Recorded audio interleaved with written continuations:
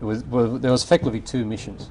There was the Unison, which I was part of, and there was Restore Hope, which the battalion was part of. So we actually had no official command link.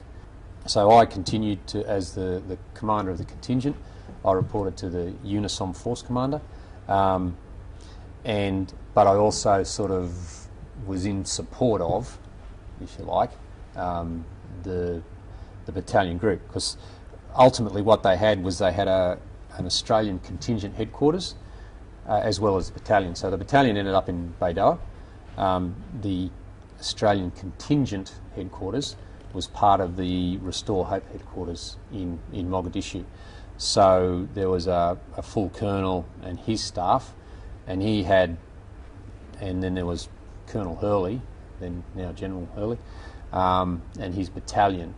So there was the colonel had a sort of command link back to Australia. Australia always keeps its ultimate command link back to Australia. We don't relinquish total command to a supporting force. So we were in Mogadishu. These guys were in Mogadishu, and then Colonel Hurley was in Baidoa. So we just sort of assisted, and because they didn't have any movements guy on their headquarters, you know, our team became the de facto sort of assistance for movement stuff. But also the US or the coalition force had its own movements and transportation organisation. So the other thing that was also happening was that we supported them. Now that was a US-led movement and transport battalion, something like that.